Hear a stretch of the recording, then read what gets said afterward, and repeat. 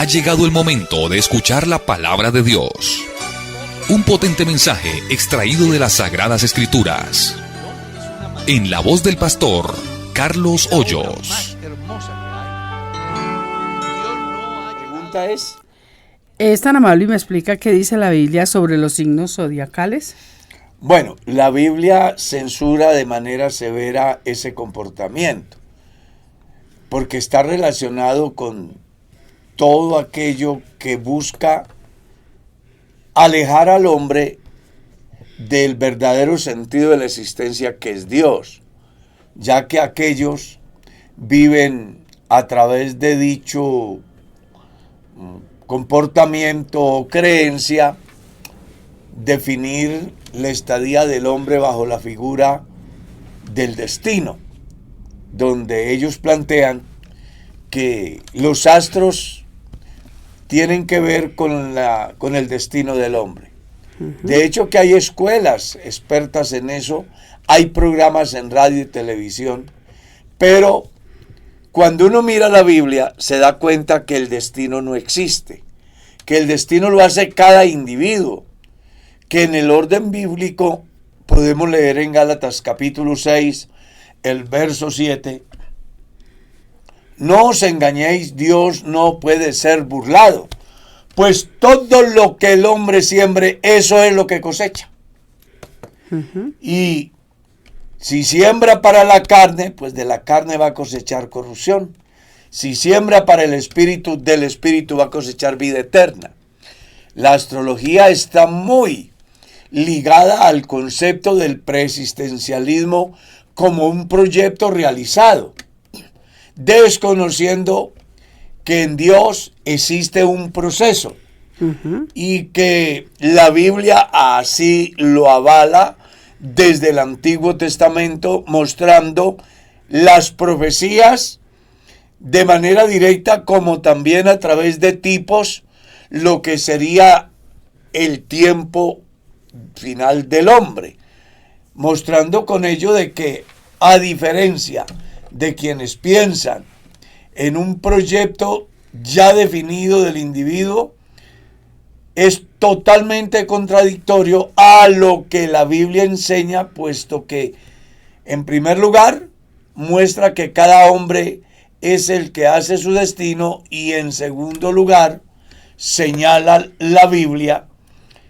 que en Dios cada día es una oportunidad, es una puerta para todo el que quiera entrar, que la obra de Cristo es progresiva y que definitivamente no es el hombre beneficiado por dicho creencia, sino que será beneficiado en la medida que pueda creerle a Dios. A diferencia de la astrología, hay una ciencia que se llama astronomía, que ya eso es otro campo que tiene que ver con la realidad, y que esa no busca inducir al hombre a poner su mira en los astros, puesto que es una ciencia que está dedicada a investigar los diferentes fenómenos de los astros. Amén. Oiga, pastor, mire la pregunta que hacen, está como taquillerita. Dice, el pastor, hay veces lo he escuchado diciendo que Dios no habla, que Dios no le habla en este tiempo al hombre, pero he escuchado a la hermana Luz Marina de Galvis y al hermano Juan Carlos Soto decir que Dios sí les habla, y a muchos más hombres de Dios. Entonces allí... Como entonces que tú dices que Dios no habla así literalmente. Sí, pero la inquietud de la persona es... ¿Y por qué tú dices que no y los hermanos dicen que sí, que Dios sí habla a las personas hoy en día? Bueno, quien tiene la inquietud, quiero decirle que aquí nunca se ha dicho que Dios no habla. Eso no se ha dicho aquí. De hecho, que Dios me habla todos los días.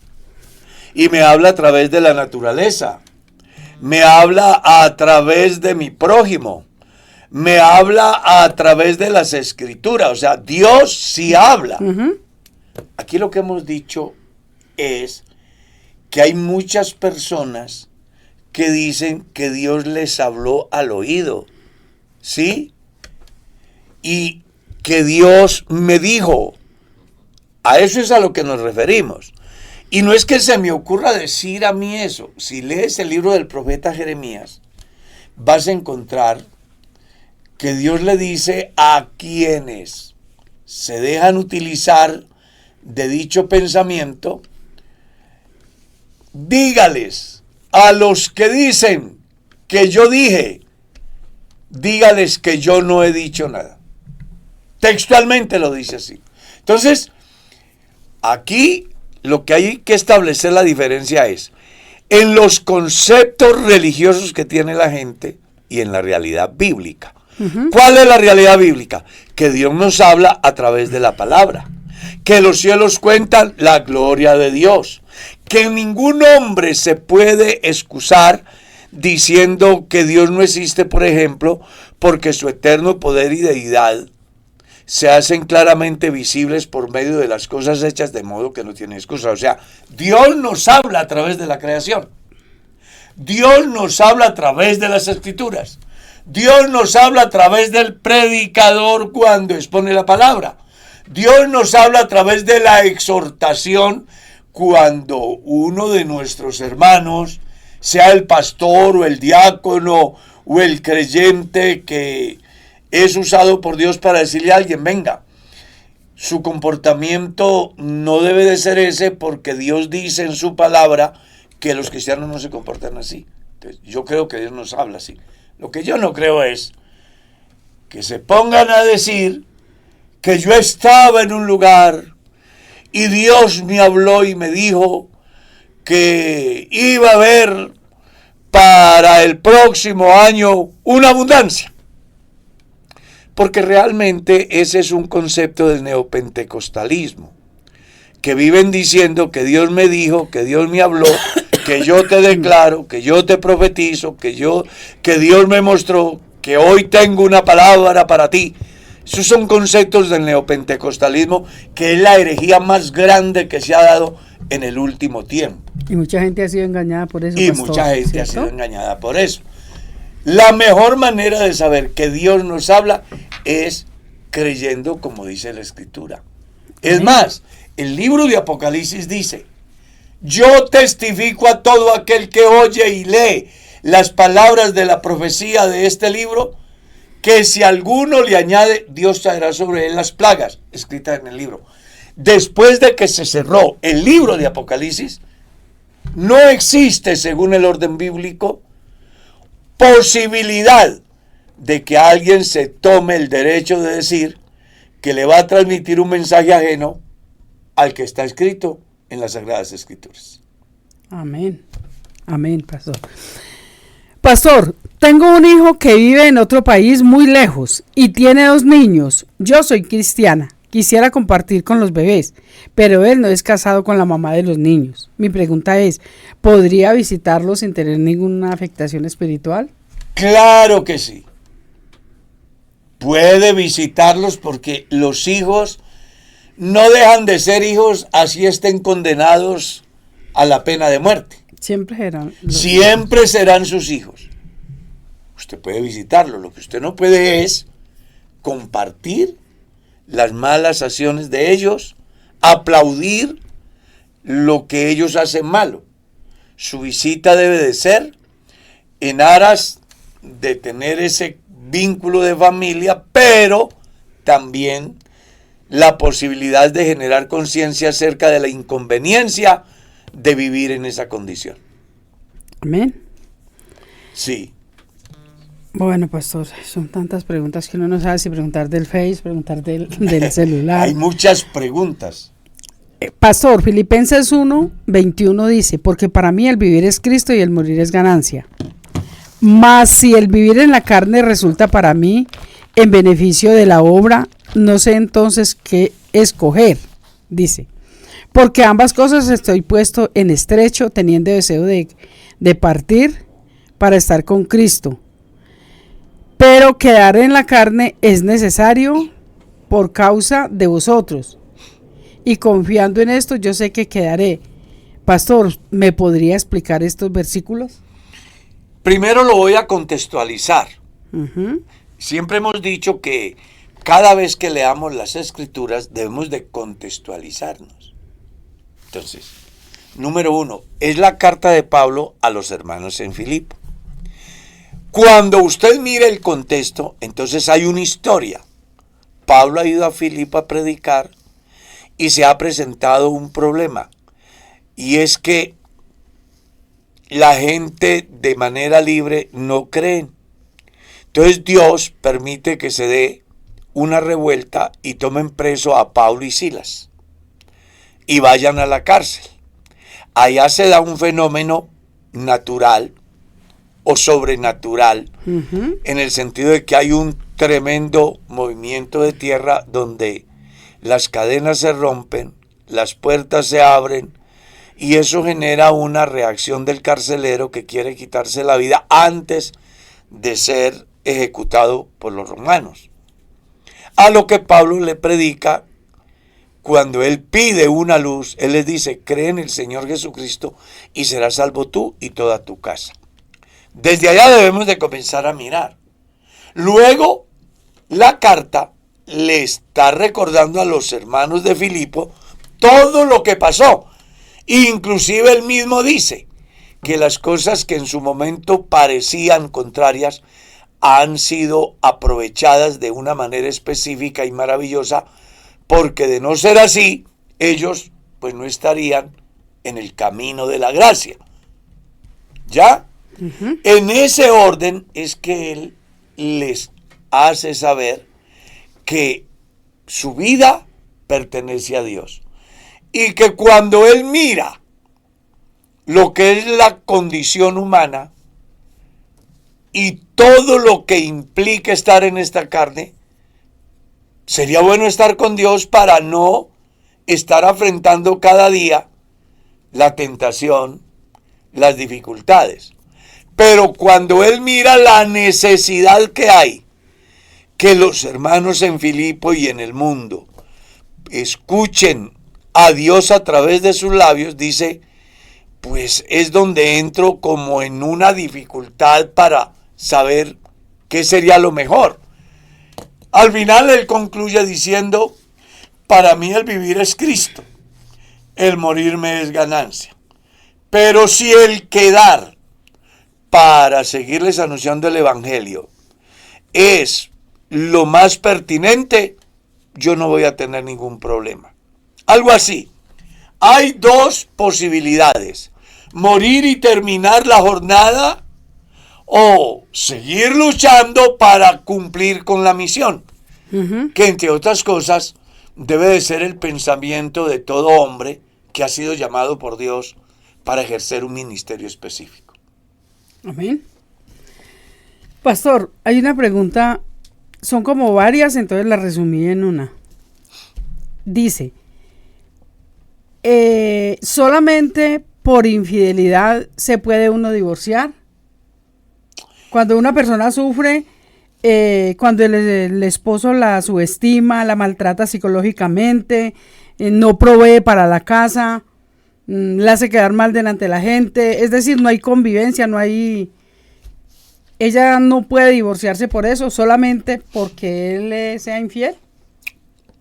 Bueno, la iglesia ha considerado, partiendo de las Sagradas Escrituras, que el divorcio solamente se da en dos aspectos. Uno, por la palabra fornicación puesta en práctica, que está relacionada con todo acto sexual fuera del matrimonio. ¿Ya? Esa es una. Entiéndase por acto sexual todo comportamiento sexual del hombre o la mujer que lo lleva a cabo fuera del matrimonio, sea con animales, sea con plantas, sea con niños, sea con personas adultas, sean con personas de diferente sexo o del mismo sexo, en fin. A eso es lo que la Biblia le llama fornicación, y que Pablo le da una interpretación más amplia cuando dice: a causa de las fornicaciones según el capítulo 7 de la primera carta a los Corintios. Y la iglesia, partiendo de allí, también tiene en cuenta lo que el mismo Pablo escribe en el mismo capítulo 7, cuando dice que si la persona no convertida decide abandonar de manera total y permanente a la parte creyente, el hermano o la hermana no está obligado a semejante esclavitud, es decir, a estar sujeto a la ley del matrimonio cuando no es por causa de él, sino que la otra persona ha dicho, no voy a vivir más con usted, me voy, hago otro hogar, entre comillas. Entonces la iglesia dice, venga, Pablo escribe en la carta a los Corintios que cuando ese fenómeno se da, pues el hermano no está obligado a estar en esa situación. Es obvio que para poder la persona afectada tener el concepto favorable o desfavorable, pues debe de someterse al tribunal eclesiástico. Eso por esa parte. En cuanto a que si el maltrato verbal, físico, el no cumplimiento con el deber conyugal es una causal. No proveer para la casa. No proveer para la casa. Bueno, ahí hay varias cosas que se pueden mirar desde dos aspectos. Uno desde el aspecto legal, y es que si usted como hombre o como mujer, hablo así, porque estamos en el tiempo donde los hombres también son maltratados. Sí.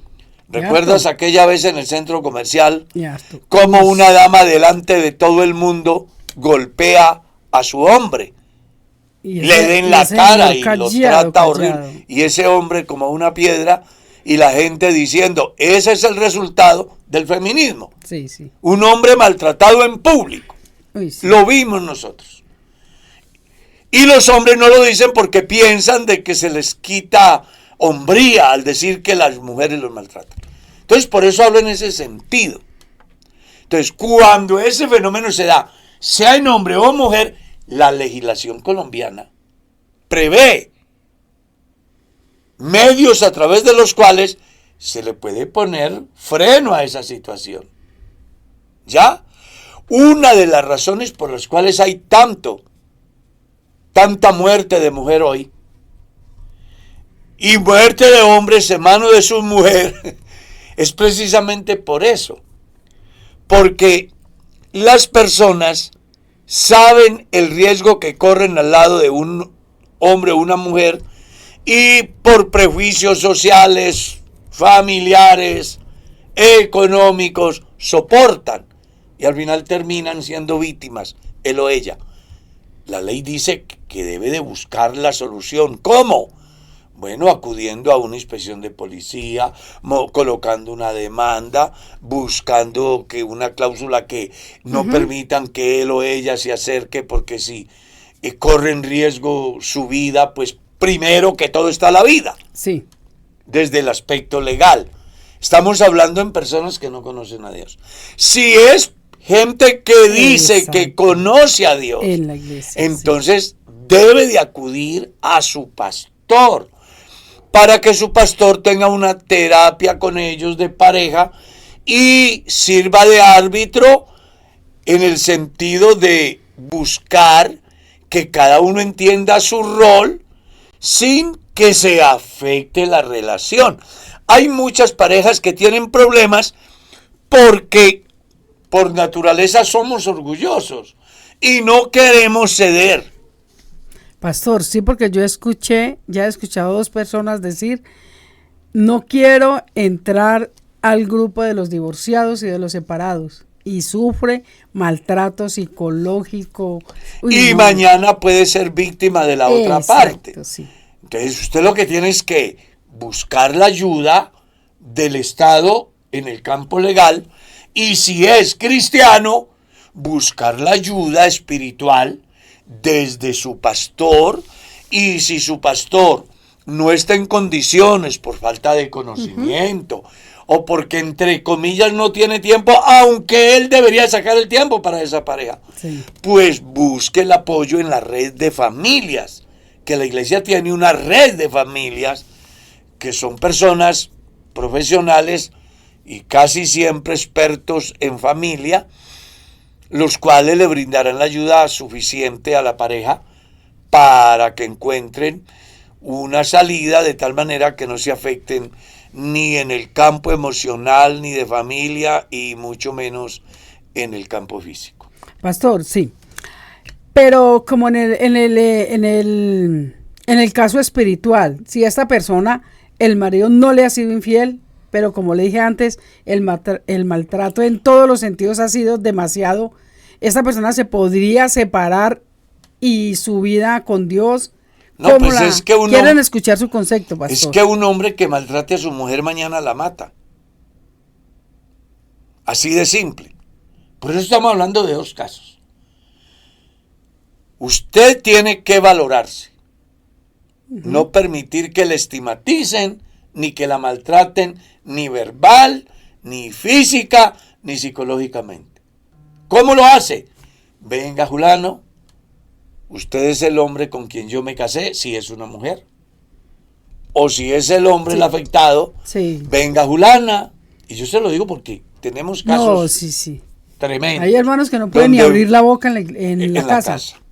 Entonces, cuando ese fenómeno se da, él o ella deben de tener carácter suficiente y cortar rápido. Es que el problema que se da es el que comienza con una pequeña y esa pequeña va creciendo. No se puede dejar y un avanzar. día cualquiera termina en riesgo la vida del uno del otro. Entonces, tan pronto aflora el primer síntoma, la persona debe ponerle riendas a eso, parar eso.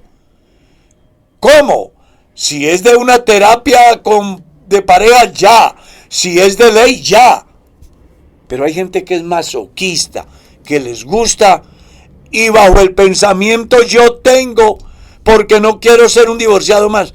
Vea, yo prefiero un divorciado en paz y no una persona que por temor al que dirán, mañana sea víctima de un maltratador o una maltratadora. Amén. No hay nada más importante que la vida. Aclaro, si yo, entre comillas, como víctima, estoy haciendo las cosas correctas, porque hay algunos que se hacen víctimas sin serlo. Sí, somos testigos de eso, ¿no? Claro, yo se lo digo. Yo tuve la oportunidad de trabajar en el Tribunal Eclesiástico y encontramos casos donde una mujer demanda diciendo que quiere que le solucionen su problema porque su marido se ha ido. Y al reunirlos a los dos, él dice, pastor, pero si es que varias veces yo me he despertado y la mujer tiene un puñal en la mano y me va a degollar. Yo temo por mi vida. Me ha tocado correr porque ha querido matarme. Y yo para evitar no golpearla, mejor me voy. Entonces resulta que al final la persona que demanda es la culpable. Entonces es muy complejo eso. Por eso, al primer síntoma de violencia hay que buscar la solución. Si es de orientación, si es de terapia o si es de un procedimiento legal, hay que hacerlo.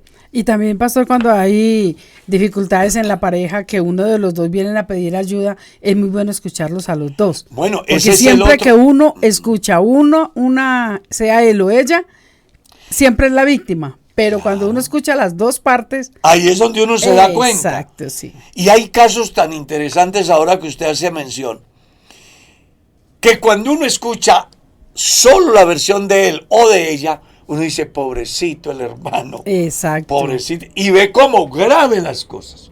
Pero cuando se sienta con los dos, uno descubre, dice, venga, sí. este hombre antes es muy guapo. O descubre que por lo que están en dificultades, perdonen la palabra, son tonterías, que son fáciles de solucionar, que solo les hace falta un árbitro que los ayude. Una orientación y... Claro, para que puedan encontrar la salida. Porque vuelvo a decir, es que nosotros somos muy orgullosos y no queremos ceder.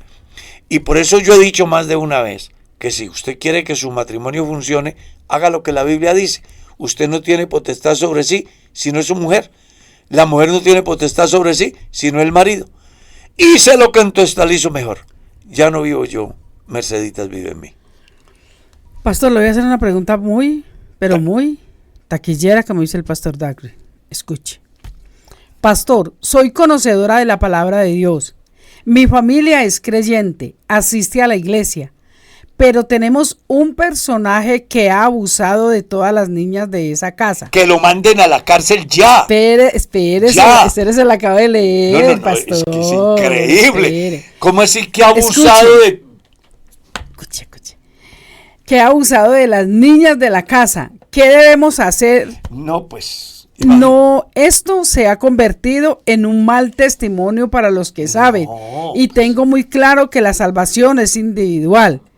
¿Cuál sería su consejo? Bueno, mi consejo es que si ustedes no lo denuncian, díganme quién es y yo lo denuncio. Uy, sí, no se puede. No puede ser. Uno sabiendo quién es esa Los persona. niños no se pueden tocar. Denúncielo. No importa que sea el papá o el hermano o el tío.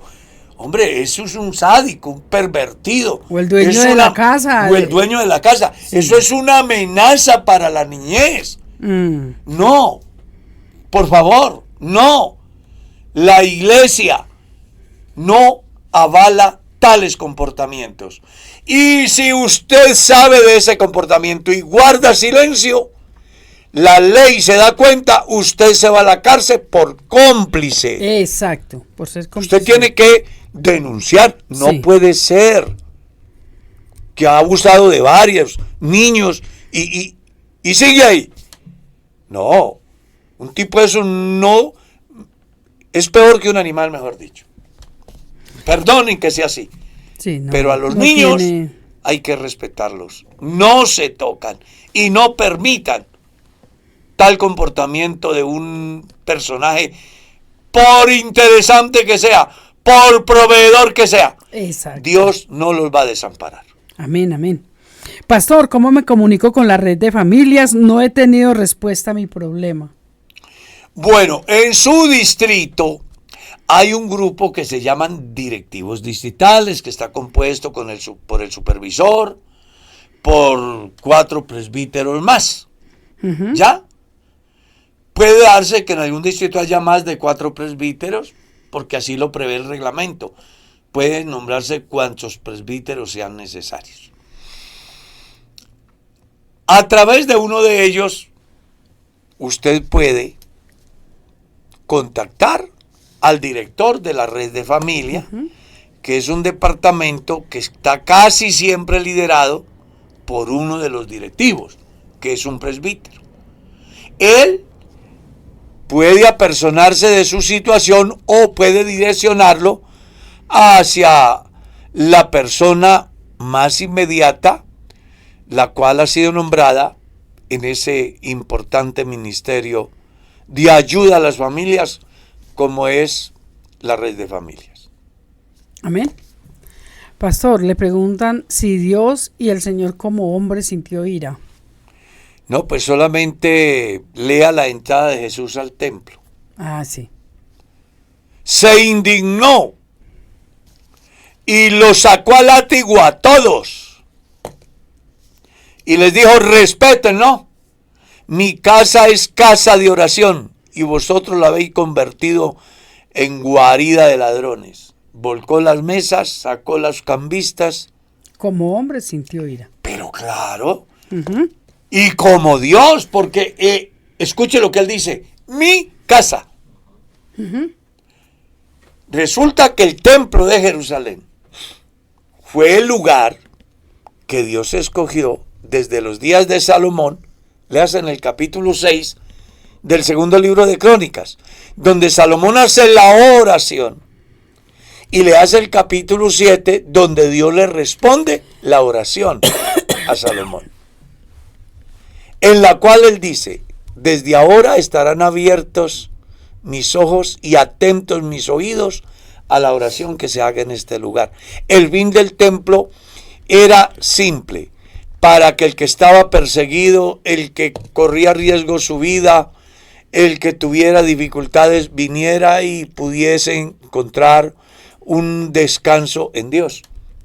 Pero en razón a que modificaron todo lo que tenía que ver con la filosofía del templo, cuando Jesús viene, descubre que en el templo, donde se debía de estar enseñando la palabra, la ley de Moisés, habían era negociantes dentro del salón. Y eso indignó al Señor y dijo: esta es mi casa de oración es, y ustedes la han convertido en una guarida de ladrones. Yo digo que Jesús como Dios y Jesús como hombre sintió ira en ese momento y por eso lo sacó. Pastor, en este momento me recuerdo de varias preguntas que me han hecho, que si en el templo se pueden hacer ceremonias, se pueden realizar reuniones de 15 años, la ceremonia matrimonial sí, pero si se puede ahí mismo hacer la cena, que si es permitido.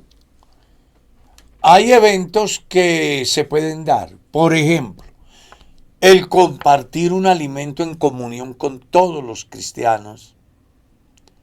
He visto que se hace y nosotros lo hemos hecho, pensando en aquello que ya está escrito: perseveraban en la doctrina, en la oración, en el partimiento del pan.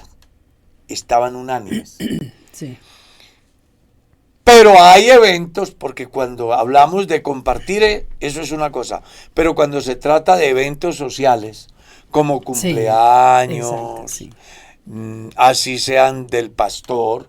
No, es que hoy le vamos a celebrar el cumpleaños al pastor y vamos a hacer una fiesta aquí y vamos a decorar todo esto, y está bien que oren por el pastor, Pero y si sí. tienen algún detalle se lo den, pero no hacer una comilona en honor al pastor, por ejemplo, o en honor a la quinceañera. Eso no debería de darse en la iglesia. O permitir una manifestación política, Sí. o direccionar al pueblo a determinados eventos políticos, sociales, etcétera, diferentes al fin para el cual se ha construido el escenario. Amén, amén. Muy claro. Pastor, hay personas que dicen pero que esa pregunta que están haciendo ahí, pues que eso lo sabe, pero nosotros, que eso lo sabe cualquiera, pero nosotros somos conscientes de que este programa lo escucha mucha gente y gente que no es convertida. Y hay alguien que le pregunta que si por favor le enseña cómo se debe orar. A mí me parece que es como importante la pregunta. Sí, porque es una persona que no es... No, y yo le diría a todos nuestros oyentes, a todos, que aprendamos a colocarnos en el lugar del otro. Exacto, sí. Porque puede ser que lo que yo conozco, otro no lo conoce. O hay veces, pastor, dicen, pero es que se lo han hecho muchas veces. Pero hay personas que apenas acaban de... Mire, le voy a comentar, por ejemplo, ¿usted cree que un matrimonio de dos mujeres, una cristiana y la otra inconversa, por tener derecho a unos documentos en un país, está bien? Uy, no, pero ¿qué es eso? Automáticamente uno sabe que está mal. Sin embargo, alguien me ha escrito para hacerme una pregunta como esa. Pastor, ¿está bien que una mujer presuntamente cristiana ha ido a un país y por obtener nacionalidad se casa con otra mujer, porque en ese país existe el matrimonio del mismo género, y por unos papeles? Uno dice, ¿y entonces dónde están los valores de ese presunto cristiano? Pastor, pero hay alguien que piensa así no sea del mismo sexo. Claro. Está bien de que un cristiano o una cristiana se casen con una persona solamente por tener derecho a vivir en ese país, ¿cierto que no? No. Dice, pero es que no voy a tener ningún contacto con esa persona, no importa. No voy a tener... pero Me está parece que cometiendo está mal. un fraude a la nación, a las leyes del Estado. Y entonces, ¿qué hacemos con la carta a los Romanos capítulo 13? ¿Qué dice, pastor? Sujetaos a las autoridades, a la ley. Jesús permaneció sujeto a la ley de tal manera que la cumplió. Entonces yo como cristiano no puedo traspasar esa norma de la ley. Amén. Si esta persona la sorprende el Estado con esas cosas, se puede ir a la cárcel, puede ser deportado, pueden privarle de por vida no volver al país. Sí. No, hagamos las cosas como son. A Dios lo que es de Dios y a César lo que es del César. Bueno, pastor, nos desviamos de la pregunta. Sí. ¿Cómo una persona que apenas está conociendo el Evangelio, cómo debe de orar o cómo ora? Bueno, ¿verdad? Nos salimos, ¿no? Sí, nos salimos para otra parte. Sí, sí. El capítulo 6 del Evangelio según San Mateo enseña la estructura de la oración. De una manera simple a la personita que quiere aprender a orar. La oración es el diálogo que un hombre entabla con Dios o un ser humano entabla con Dios. Y ese diálogo puede tener varios campos. Yo puedo hacer una oración de acción de gracias. Señor, yo te doy gracias por este día, por la vida, por la salud, por mi familia, por mi empleo, por mi empresa. Te doy gracias por esta creación tan linda. Puedo hacer una oración de acción de gracias. También puedo hacer una oración pidiendo protección porque hay gente que busca mi mal. Quieren hacerme daño. Señor, hoy vengo ante ti para darte gracias por la vida que tú me das y para pedir de ti misericordia a fin de que me guardes de los malos que pretenden hacer daño a mi vida, a mi familia, a mi patrimonio. Habla como si estuviera hablando con Es una que persona. es un diálogo con Dios. La oración es el resultado de mi necesidad. Entonces, el hijo no le pide zapatos a su papá si tiene los zapatos que necesita. ¿Cuándo pedirá zapatos el niño? Cuando no tenga zapatos. Recuerda a la hermana allá en el año de 1980 que fue al culto un sábado. No se me olvida esa oración, hermana Mercedes. La escuchábamos orar y le decía a Dios, Dios, mañana no puedo venir a la dominical. Y hacía un poco de silencio, como esperando que Dios le preguntara por qué. Y ella de luego le decía, porque no tengo 5 pesos que me vale el pasaje. O sea, la oración de esa hermanita era acorde a su necesidad. Acorde a la necesidad ¿Ya? que tenía. Entonces, en el capítulo 6 del Evangelio según San Mateo está la estructura de la oración. Punto de partida, reconocer que Él es nuestro Padre. Y uno debe tener confianza con el Padre para decirle lo que le pasa. 2, reconocer posición. Él está en el cielo y yo estoy en la tierra. 3, reconocer condición. Él es santo y yo soy pecador. ¿Sí? 4, entender que Él provee para que yo sobreviva. El pan nuestro de cada día, dándolo hoy. La estructura de la oración está en San Mateo capítulo 6. Amén. No es la repetición, sino la estructura de la oración. Sí. Entonces usted puede orar dependiendo de su necesidad. Cuando lee el Salmo 6, es la oración de un enfermo. Cuando lee el Salmo 103, es la oración de acción de gracias porque Dios lo sanó. ¿Está claro? Cuando lee el Salmo 91, es la oración de un hombre que requiere petición, que requiere protección. Protección, sí. ¿Ya? Cuando lee el Salmo 32, es la oración de un pecador. Cuando lee el Salmo 51, es la oración de un pecador. Los salmos son oraciones que se convertían o que eran cánticos. Por eso es importante que los que llaman o se hacen llamar o por reglamentos les llaman adoradores, entiendan que uno ora cantando, alaba orando. Porque dependiendo de mi condición, es exactamente lo que yo le exteriorizo a Dios. Amén. Pastor, si una mujer recibe pensión por el Estado de la muerte de su hijo militar, ¿ella puede ofrendar y diezmar de su pensión? Muchas gracias porque necesito esa aclaración. Claro, claro. Una cosa es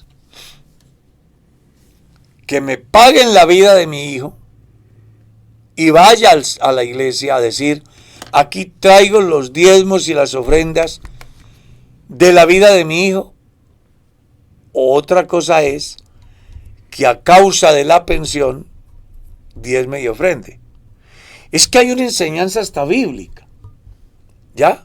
Ni los sacerdotes se atrevieron a llevar el precio de la vida de Jesús al arca de las ofrendas. O sea, ellos tenían un poquito de ética, ¿no? Y pensaban, no, a pesar de que somos cómplices de todo este problema, la vida es sagrada, esta plata es el resultado de la vida de Jesús, no la vamos a llevar allá. Compremos un terreno para que entierren ahí a los muertos gentiles. ¿Y entonces? ¿Está claro? Lo que estoy haciendo es tratando de orientar. Sí, porque la verdad está confundida. Está confundida, sí. No se preocupe que se lo voy a explicar desde la vivencia personal.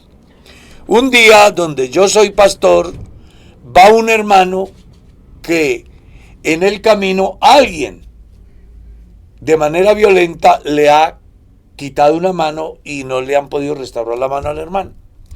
Llegan a un momento de conciliación y entonces le dan una plata al hermano por su manito. Él viene a la iglesia y me dice, pastor, entramos en una conciliación y me dieron tanto dinero, yo vengo a traer los diezmos. Entonces, ¿qué le dije yo a él? Hermano, qué pena, ese dinero no lo puedo recibir porque es su vida. Yo no lo puedo recibir. Así que haga cualquier cosa con ello, menos traerlo porque es su vida. Entonces, en ese orden de ideas actuaron los sacerdotes de la ley de Moisés cuando Judas va arrepentido, entrega las 30 piezas de plata. ¿Qué dice la Biblia? Sí. Ellos dijeron, no la podemos echar al arca de las ofrendas, porque es la vida. Entonces vamos a hacer otra cosa. Compremos un terreno para que entierren a los muertos gentiles. ¿Ya? Porque no pertenecen a nuestro pueblo, pero no lo podemos echar al arca de las ofrendas. Entonces, cuando se trata de la vida del individuo, por eso es una cosa.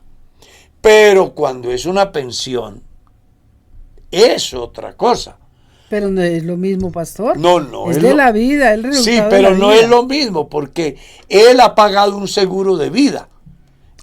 Y quienes le heredan tienen derecho a recibir aquello que no es la vida de él, sino el seguro que se pagó, ya sea porque ejercía el servicio de manera profesional o porque en vida él pagó su seguro de vida. Bueno, ya eso es otra cosa. Pastor, quisiera saber, en la Iglesia Pentecostal Unida de Colombia bautizaron a una persona mayor de edad, no por su sumersión, no sumergiéndola, bueno, sí. La palabra ahí, sino sentada en una piscina y con un balde le echaban agua. Eso no Pastor, es bautismo. yo quiero saber, porque a mí me quedó la duda, dice ahí. Eso no es bautismo. La Biblia habla que hay que sumergirlo. Las prácticas bautismales que no se ajustan a la Biblia no son bautismos.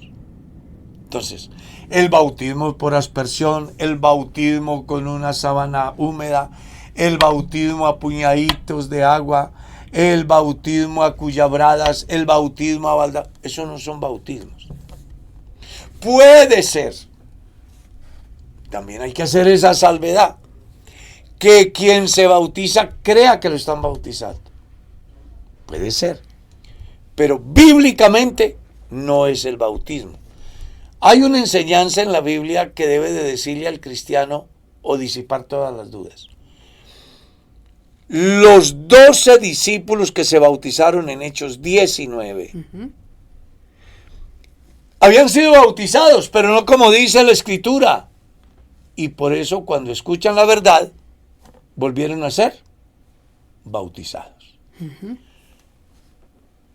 Conclusión. Cuando una persona se bautiza diferente a como dicen las Sagradas Escrituras, queda sin bautizar. Ese bautismo no existe.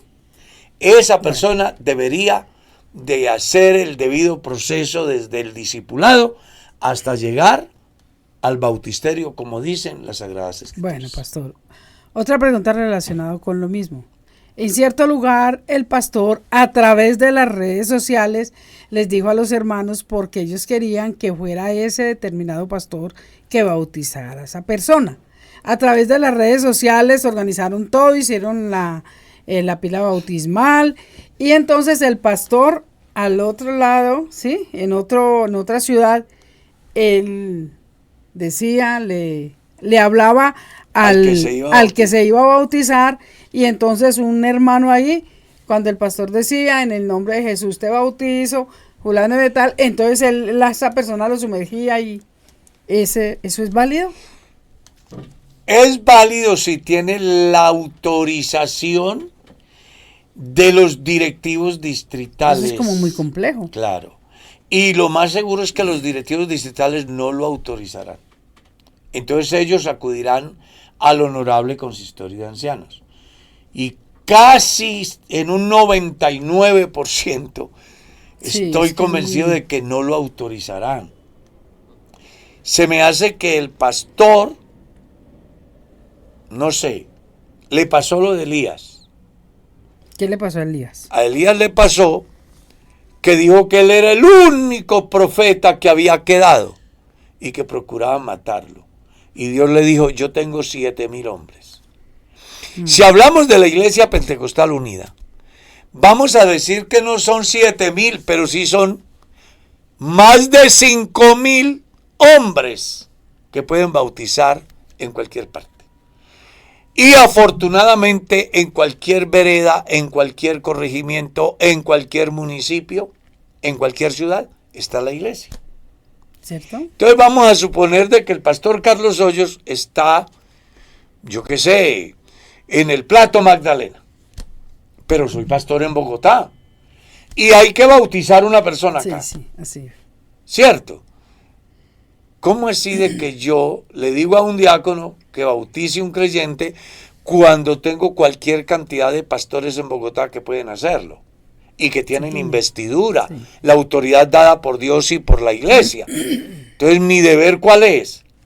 Llamar a un pastor vecino y decirle, venga, hay un hermano que necesita ser bautizado, yo en este momento me encuentro fuera de la ciudad, hágame el favor y nos ayude en ese campo.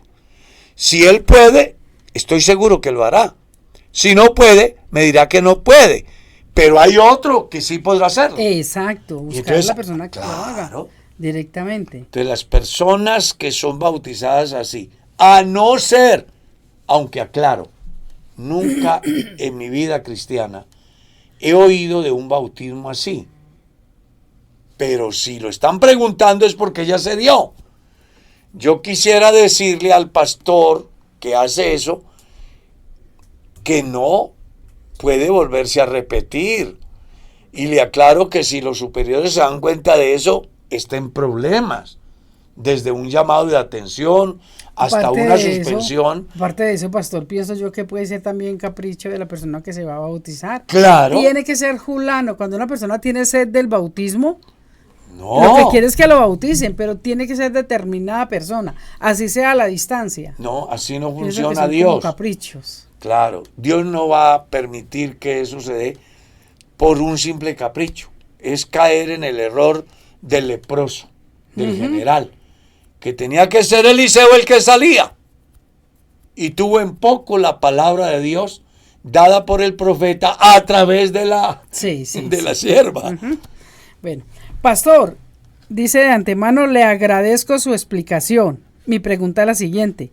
¿Es verdad que Jesús rezaba? Se lo escuché a un pastor decir que porque según él, Jesús repetía palabras. Pues en la Biblia la única oración que aparece, pero no como un mandato para que lo hagan, sino más bien para que lo interpreten y en razón a ese párrafo los cristianos aprendan a orar. Pues es muy común escuchar a la gente rezando el Padre Nuestro, por ejemplo. Pero Jesús no estaba diciendo que rezaran el Padre Nuestro.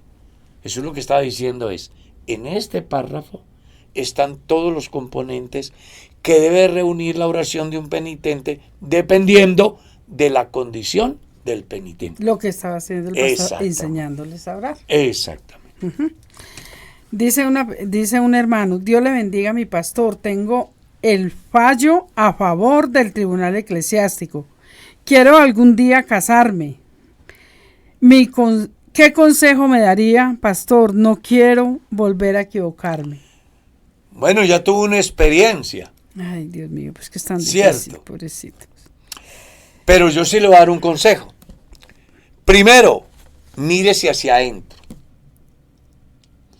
Y si descubre que usted tuvo de alguna manera parte en el fracaso de su matrimonio, replantee su vida y si Dios le da la oportunidad, no vuelva a caer en el error que causó la disolución de su matrimonio. No, que me salió favorable. El hecho de que le salga favorable no es el equivalente a que el 100% usted sea inocente. Puede haber, excepto excepciones, porque también hay excepciones.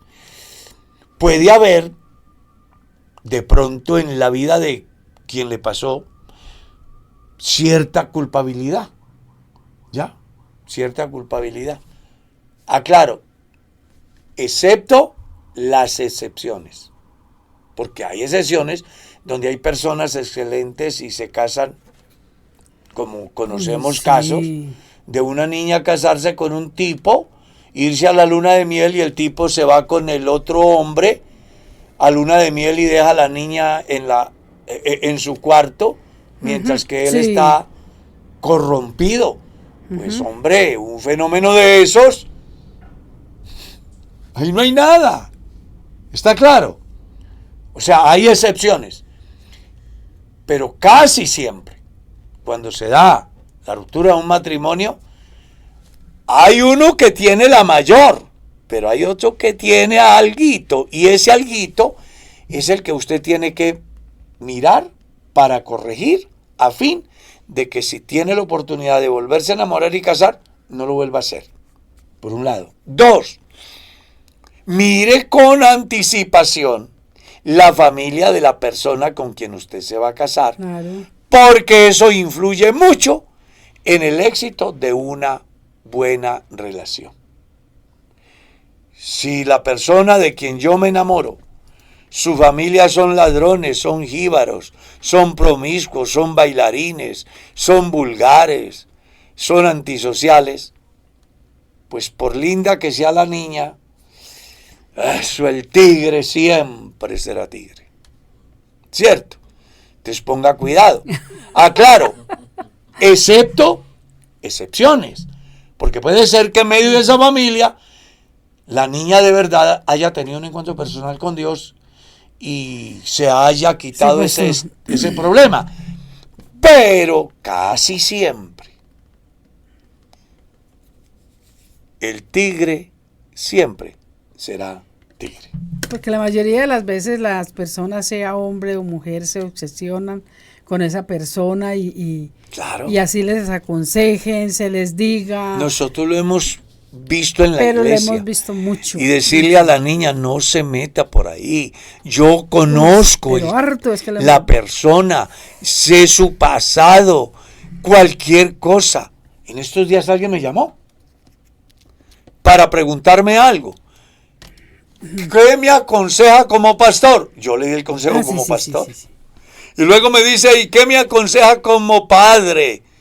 Le dije, bueno, si usted es mi hija, yo la amarro para que no se meta por ahí.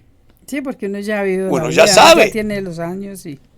Entonces aquí lo que hay es que prestar atención para no volverse a equivocar. Le cuento, hermana Mercedes, que el tiempo se...